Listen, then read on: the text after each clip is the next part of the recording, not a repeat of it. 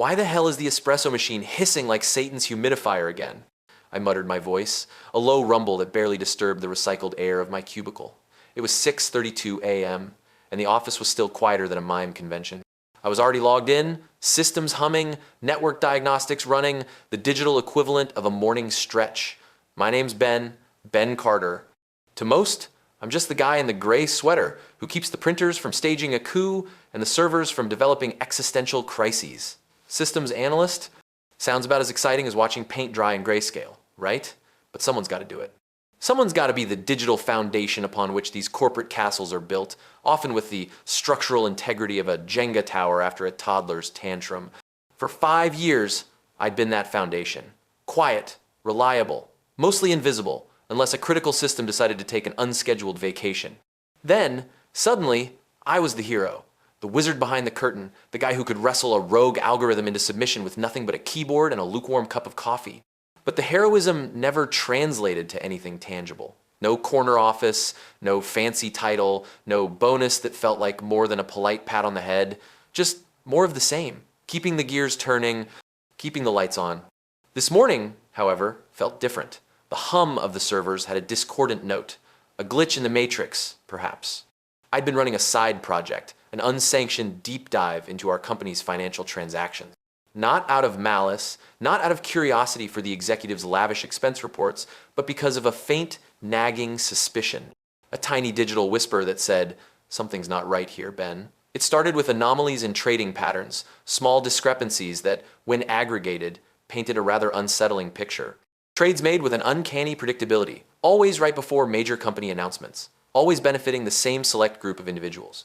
My stomach did a little flip-flop, the kind that usually precedes a particularly aggressive bout of indigestion, or, in this case, the dawning realization of something far more sinister, insider trading. The kind that lands people in federal prisons, not on yachting holidays. And the names popping up on these phantom trades, they weren't the junior analysts or the mid-level managers.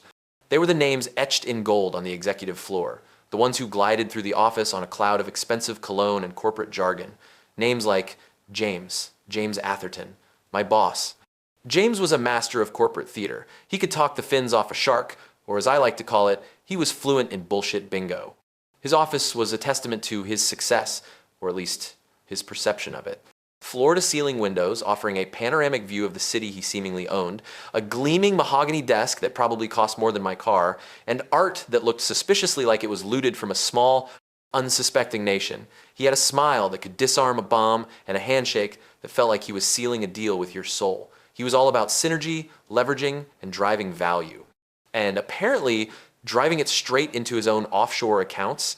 I'd spent the last 2 weeks meticulously compiling the evidence, not just the transaction logs, but the correlating communications, the subtle shifts in stock prices, the internal memos that preceded each suspicious trade. It was a digital tapestry of deceit, woven with threads of greed and arrogance. I'd saved everything to a personal encrypted drive, a little digital fortress against the storm I suspected was brewing.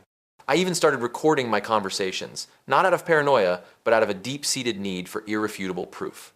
Because in this world, a quiet systems analyst's word often meant less than a printer jam on a Friday afternoon. This encrypted drive, a robust piece of tech I'd personally chosen and configured, was my hidden safeguard. They saw me as just another cog, but they didn't realize that cog had a built-in failsafe. Today was the day. I smoothed down my gray sweater, a garment that had seen more crises averted than a seasoned firefighter. I clutched my worn leather messenger bag, which contained not just my laptop, but the digital equivalent of a nuclear arsenal. I walked towards James's office, my footsteps deliberately measured, trying to project an air of calm confidence I didn't entirely feel. The receptionist, a young woman named Chloe, who always seemed perpetually on the verge of tears, looked up with her usual strained smile. "Ben, you're early," she chirped, her voice a little too high-pitched. "Morning, Chloe," I replied, forcing a smile. "Just wanted to catch James before the morning rush." She buzzed me in. The door to James's office was always slightly ajar, an invitation into his personal kingdom. I pushed it open gently and stepped inside. The air was thick with the scent of expensive coffee and something else, a faint metallic tang of anxiety. James was already there, standing by the window, gazing out at the cityscape. He turned, his signature grin already in place. "Ben, my man, come in, come in. What brings you to my humble abode so early?" I walked towards his desk, placing my messenger bag on the floor beside a plush leather chair. James, I need to talk to you about something serious. His smile didn't waver, but his eyes narrowed almost imperceptibly. Serious? My favorite kind of talk? Lay it on me, Ben. Got a server that's developing a personality disorder? It's about the company's finances, specifically some irregularities I've discovered in recent stock trades. He chuckled, a smooth, practiced sound. Irregularities? Ben, you know I appreciate your attention to detail, truly, but our finance department is top-notch, world-class. They're probably just optimizing our portfolio, leveraging opportunities. He gestured vaguely with his hand, as if conjuring financial wizards from thin air. I took a deep breath, ignoring the faint metallic tang in the air that was growing stronger. With all due respect, James, this isn't optimization. I've compiled data, dates, times, transaction IDs, names of executives involved. There's a pattern here, a very clear pattern of insider trading. The smile finally flickered, just a micro expression, a barely perceptible tightening around his eyes, but I saw it. The smooth veneer cracked. Insider trading? He repeated, his voice losing some of its honeyed lilt. Ben, that's a serious accusation. Do you have proof of that? I do, I said, my voice firming. I reached into my bag and pulled out a sleek USB drive. I have everything documented. I've saved copies of all the relevant financial records, internal communications, and even some recordings of calls where concerns were dismissed. I was hoping we could address this internally before it escalates. He walked around his desk, his movements suddenly more predatory than polished. He took the USB drive, turning it over in his fingers as if it were a venomous snake. Recordings? Ben, you know we have strict policies about unauthorized recording. It was for documentation purposes, I said, trying to keep my voice even, to ensure accuracy. I'm not trying to cause trouble, James. I'm trying to protect the company. He tossed the USB drive onto his desk. It landed with a soft clatter. Protect the company? He mused, his eyes fixed on me. Interesting perspective, especially from someone who's been dabbling in unauthorized data collection and clandestine recordings. You realize how this looks, Ben? He walked over to his intercom and pressed a button. Chloe, could you please send Mr. Henderson from HR in and ask him to bring the standard termination package? My blood ran cold. Termination package? James, what are you doing? I'm trying to help. This is a major legal issue for the company. His smile returned, wider this time and utterly devoid of warmth. It was the smile of a predator who had just cornered its prey. Ben, my dear fellow, you're an intelligent man. You understand how the corporate world works. Sometimes work structuring is necessary. Sometimes positions become redundant. Sometimes, for the good of the company, we have to trim the fat. He gestured vaguely towards my gray sweater. And frankly, your extracurricular activities have created a significant liability for both of us. Mr. Henderson, a man whose suit seemed perpetually rumpled and whose eyes held the vacant stare of someone who'd seen too many spreadsheets, entered the office. He held a thick manila folder, its contents ominously clear. Ben, James continued, his voice now radiating a chilling authority, we've been reevaluating the need for your position. Given the current economic climate and the need for operational efficiency, your role as systems analyst has been deemed surplus to requirements. We're citing budgetary reasons and a lack of a continued business need for your department. A lack of a continued business need? The systems I managed were the very backbone of the company's operations. Without them, the whole edifice would crumble. It was so absurd, so transparently false, that for a moment, I almost laughed. But the laughter died in my throat. This wasn't just about losing a job. This was about being silenced. About them actively covering up their crimes by making the messenger disappear. This is absurd, I said, my voice rising. You're firing me because I found proof of your illegal activities. James leaned back, his arms crossed. Ben, such dramatic language. We're simply making difficult business decisions. Mr. Henderson here has your severance agreement. Standard package. A few months' pay, a non-disclosure agreement, of course, and we'll need your company laptop and ID badge back. All company property, you understand. Mr. Henderson held out the folder. My hands trembled slightly as I took it. The paper felt alien, cold. I looked at James, his face a mask of practiced indifference. I knew then that arguing was futile. They had built their defense around my silence, around their power, around their belief that I would simply fade away. But they underestimated the quiet competence. They underestimated the power of meticulous documentation. They underestimated Ben. I stood up, my messenger bag, now feeling significantly heavier, not with its contents, but with the weight of what I was about to do. I didn't rage, I didn't plead. I simply nodded, a slow, deliberate nod. Understood, James. All company property will be returned, and I will ensure all my responsibilities are transitioned. My voice was unnervingly calm. I walked out of James's office, past Chloe's desk, her eyes wide with a mixture of pity and apprehension. The air outside the executive wing felt different, thinner, as if the manufactured oxygen of corporate privilege had been sucked out. I walked past my own cubicle, a sterile box that had been my professional home for half a decade. I didn't gather my personal belongings then. Not yet. I had more important things to retrieve. My next stop was the IT department's secured server room. Access wasn't granted with a keycard, but with a biometric scanner and a level of clearance I'd personally configured. I bypassed the card reader with a temporary bypass code I'd created for emergencies, and my fingerprint unlocked the door. The hum of the servers was a familiar lullaby. I connected my encrypted drive to a clean, isolated terminal and initiated the transfer of my meticulously compiled evidence. Every email, every trade record, every recorded conversation, it flowed like a digital river, carrying the truth from the heart of the beast to its secure, external sanctuary. It took 20 minutes. 20 minutes of digital liberation. As the transfer completed, I felt a strange sense of calm settle over me. It wasn't the calm of defeat, but the quiet, resolute calm of a plan set in motion. They thought they'd silenced me. They thought they'd erased me. But they had only amplified my voice. They had handed me the very tools I needed to dismantle their house of cards, brick by digital brick. I returned to my cubicle. With a few swift motions, I packed my personal items, a framed photo of my dog, a well-worn copy of The Pragmatic Programmer, a surprisingly comfortable desk plant named Reginald. Then, I walked to the executive floor and left my company ID badge and the single, official key to the server room on James's pristine mahogany desk. No note, no goodbye, just a silent declaration. I walked out of the building, not into the blinding sunlight of freedom, but into the controlled chill of an early autumn afternoon. The city noise, the honking horns, the distant sirens, all of it felt distant, unreal. They had fired Ben, the systems analyst. They had made their choice, but they had no idea that Ben, the quiet observer, the meticulous documenter, was about to become something far more dangerous, something that would shake their gilded world to its very foundations. The game, as they say, had just begun, and this time they wouldn't see me coming until it was far, far too late.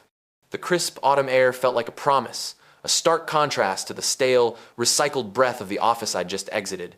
They thought they had won. James, with his practiced smirk, Mr.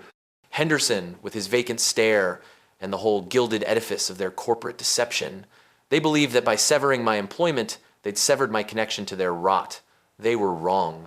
They hadn't fired Ben Carter, systems analyst. They had unleashed Ben Carter, digital auditor. My apartment, usually a sanctuary of quiet contemplation, now felt like a war room. The worn leather messenger bag, seemingly innocuous when I walked out of the building, now felt heavy with the weight of digital ammunition. I didn't go home to unpack my personal belongings immediately. Reginald, the desk plant, would have to wait. My priority was my digital fortress, the encrypted drive tucked safely in my bag. For weeks, I had been meticulously cataloging their sins. It wasn't just about collecting transaction logs, it was about building a narrative, a damning story told in data. Emails detailing discussions of optimizing opportunities that coincided perfectly with suspicious stock trades, internal memos that hinted at upcoming announcements, strategically leaked to select individuals, financial reports with subtle but deliberate misrepresentations. Each piece of evidence was a brick, carefully chosen and placed. I had cross-referenced them with public trading data, anonymized financial news alerts, and even SEC filings from past insider trading cases, looking for their specific brand of arrogance, their predictable patterns. The drive itself was a testament to my quiet competence. Encrypted with a multi-layered cipher, it required a complex sequence of keystrokes and a biometric scan to access. Inside, I'd organized everything into meticulously labeled folders. Trades Q 32023, executive communications, anomalous transactions, James Atherton directives. It was a digital autopsy of their greed. I even had audio recordings, salvaged from server logs where casual conversations, dismissed by them as inconsequential, revealed damning intent. The faint metallic tang of anxiety I'd smelled in James's office, it was the scent of fear, a primal awareness of their impending exposure, masked by bravado. My personal laptop, a much more powerful machine than the company-issued one, was my weapon. I connected the encrypted drive, the cool metallic click echoing in the quiet apartment. The decryption process felt like disarming a bomb. each successful layer bringing a surge of anticipation, and then the files were accessible. I spent the next few hours refining my presentation, not a presentation for James, but a symphony of evidence for a far more discerning audience.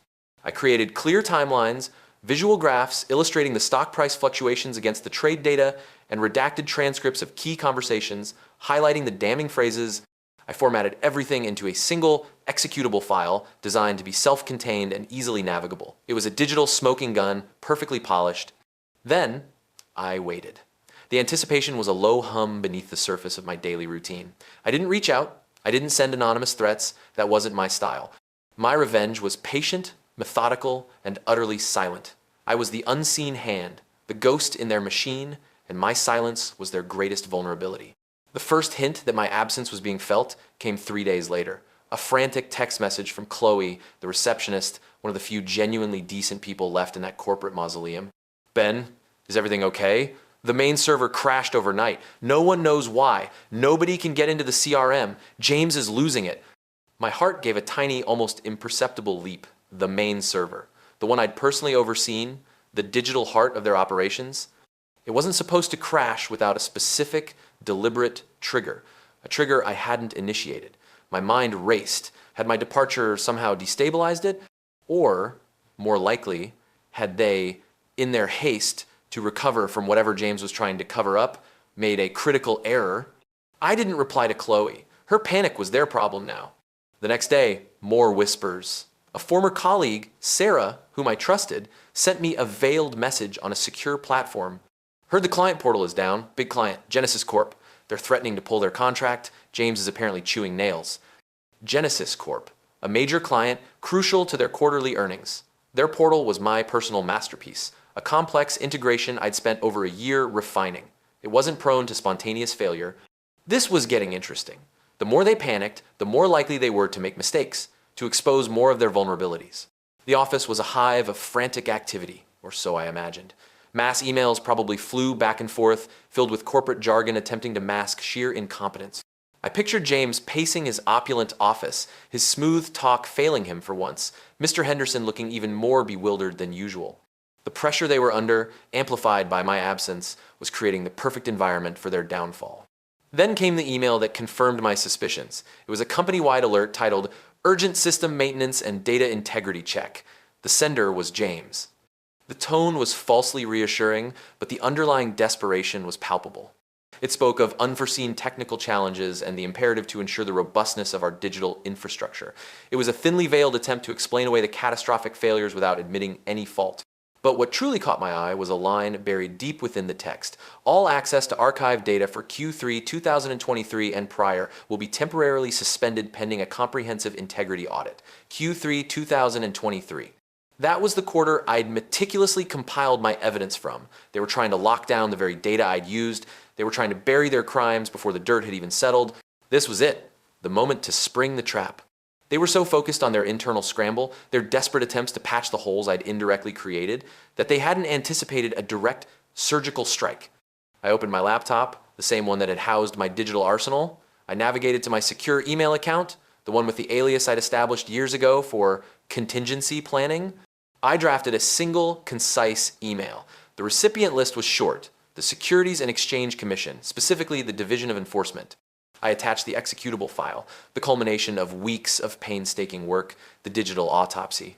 The subject line was deliberately understated: information regarding potential securities fraud, confidential. Then, with a deep breath that felt like the first true breath I'd taken in days, I hit send. It wasn't a bomb I was dropping, it was a carefully placed domino, a single, precise nudge that would set in motion an avalanche they couldn't outrun, couldn't bribe, and certainly couldn't outtalk. As the confirmation email popped up, signaling the successful transfer, I leaned back in my chair. The quiet hum of my apartment seemed to amplify.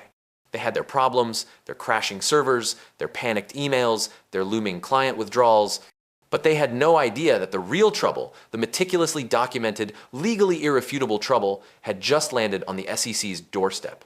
They thought they had silenced me. They had only given me a platform. The silence of my actions was about to become their deafening roar. The days that followed were a curious blend of surreal, calm, and gnawing anticipation. I maintained my routine, the same quiet existence I'd always led. I still made my lukewarm coffee, still read my technical journal, still took Reginald the desk plant for his constitutional. The outside world, however, was beginning to stir. My initial anonymous tip to the SEC was not a single shot fired, but the opening salvo in a carefully orchestrated campaign. I had, in the days following my dismissal, subtly released further pieces of information to various financial news outlets, carefully curated to create a low, persistent buzz of suspicion around the company. Nothing concrete, just enough to plant seeds of doubt, to make their impending audit a matter of public scrutiny, not just internal damage control. Then, the call came. It was late, nearly 10 p.m., the kind of hour that usually meant a server emergency. My personal phone, the one I kept strictly for essential contacts, buzzed. The caller ID displayed a blocked number. I hesitated for a moment, then answered, my voice even. Ben Carter. A strained, almost hoarse voice responded. Mr. Carter? This is Evelyn Reed, General Counsel for our company. We need to speak with you, urgently. Evelyn Reed, the company's legal shark. I'd only ever seen her in passing, a formidable presence in sharp suits, her gaze as sharp as broken glass. Her voice, usually crisp and authoritative, was laced with a desperation I'd only imagined. Miss Reed, I replied, the gears of my plan clicking into place. What can I do for you? We understand you have some information about our recent financial activities. Her voice wavered. The SEC has been very thorough. They've requested substantial documentation, and they seem to be very interested in your findings. The irony was almost overwhelming. They had fired me for uncovering their fraud, and now they were begging me to help them navigate the fallout. My findings, I echoed, letting the words hang in the air. I believe you're referring to the evidence I compiled regarding insider trading and financial irregularities. My findings, as you call them, were quite conclusive. There was a strained silence. I could practically hear her taking a deep, shaky breath. Mr. Carter, our CEO, Mr. Atherton, is deeply concerned.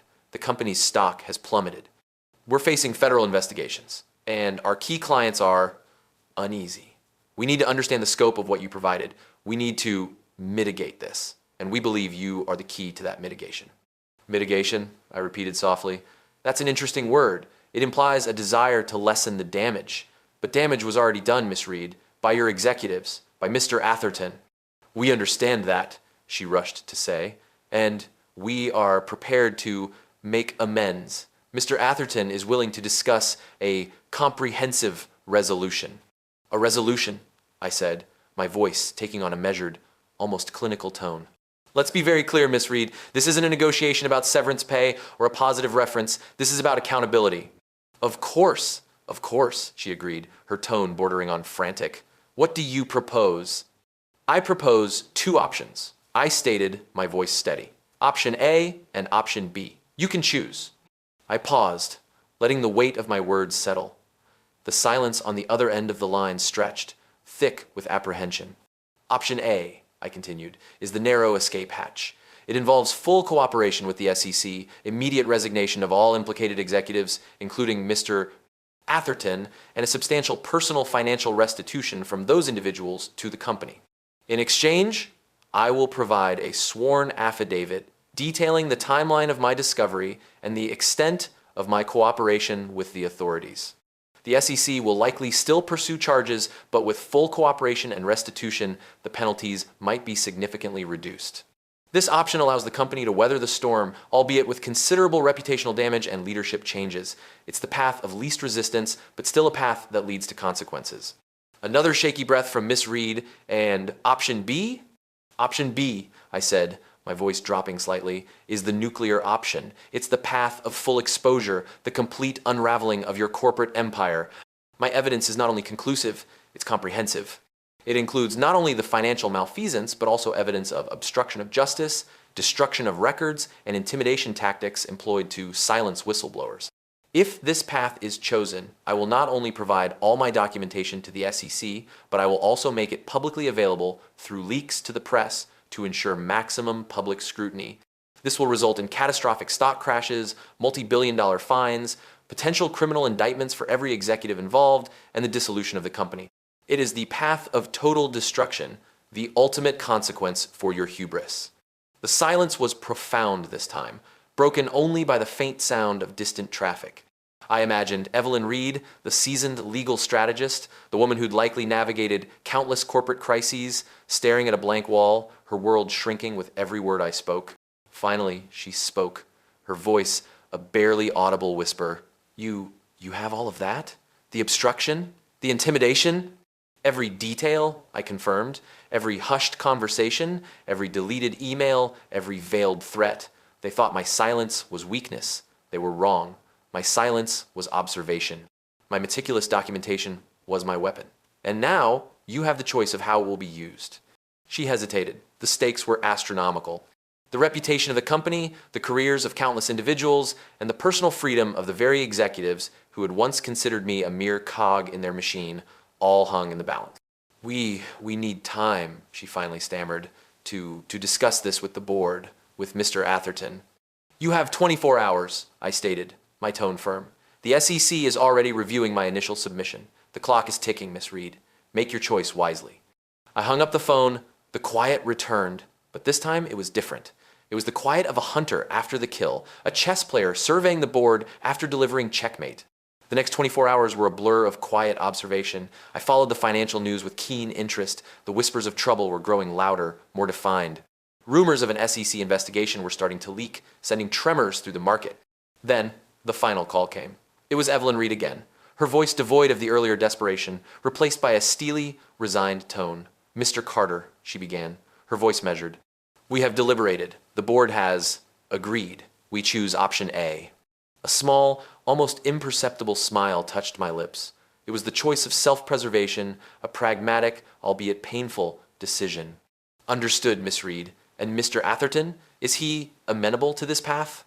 He will be, she replied, her voice tight. He has agreed to resign, effective immediately, and has pledged his full cooperation in restitution. And so it was. Within a week, the news broke. James Atherton, the charismatic executive who'd once dismissed me as redundant, had resigned amidst an ongoing SEC investigation into insider trading.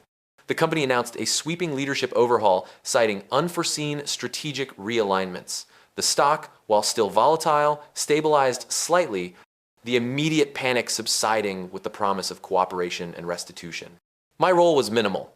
I provided my sworn affidavit, a concise, factual account of my findings, devoid of emotion or embellishment. I didn't seek public recognition, no triumphant press conferences. My victory was not in the spotlight, but in the quiet satisfaction of justice served. The quiet competence they had so easily dismissed had become their undoing. My gray sweater, once a symbol of my anonymity, now felt like a uniform of a different kind. I didn't return to the sterile cubicle. Instead, I received a discreet offer from the SEC. They had been impressed not just by my findings, but by my methodical approach and my understanding of corporate systems. They wanted me to consult, to help them build better detection systems, to identify the subtle patterns of fraud before they could escalate. My new office wasn't a plush corner suite, but a quiet, well-equipped desk within the SEC's Division of Enforcement. The air was still filled with the hum of technology, but here it was the hum of justice being sought, of corruption being dismantled. I was no longer just a systems analyst.